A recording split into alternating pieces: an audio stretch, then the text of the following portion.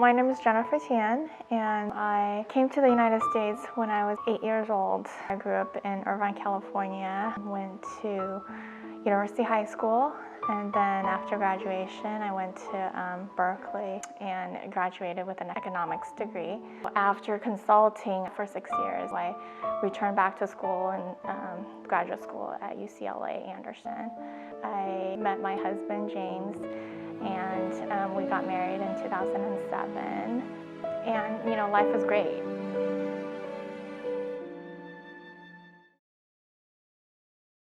So I was really shocked at the time, and so was James, and the news was just really hard to take in. 8 rounds of chemotherapy and then 25 rounds of radiation.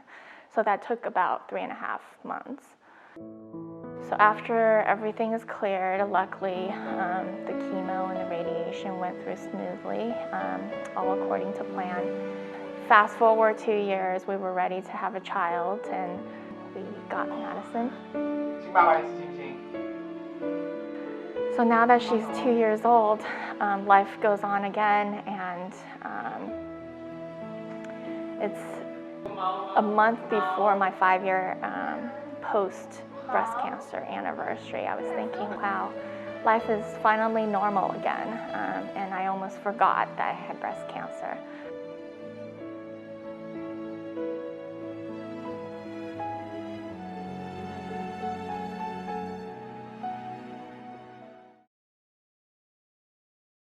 As soon as I heard leukemia, I was just in shock, and I couldn't hear anything beyond that.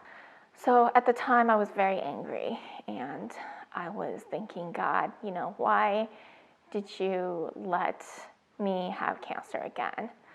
I got chemotherapy right away after getting a bone marrow biopsy. And then I was in the hospital for about 30 days. So the next step is to get a stem cell transplant. There is a transplant coordinator that's assigned to you. At the time when she did the preliminary search, no one came back as a match for me. Because of my Asian American descent, she searched internationally in Taiwan, Hong Kong.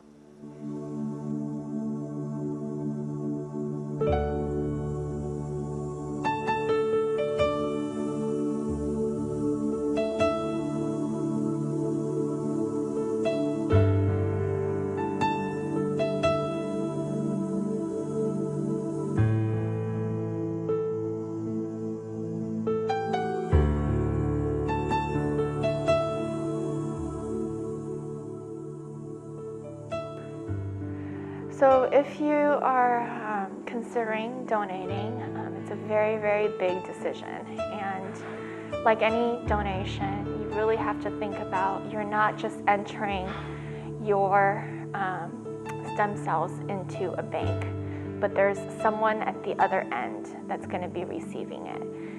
Your heart and your dedication for these patients is really needed, and there's someone on the other side receiving this, someone like myself who can really be benefited to a longer life with your donation.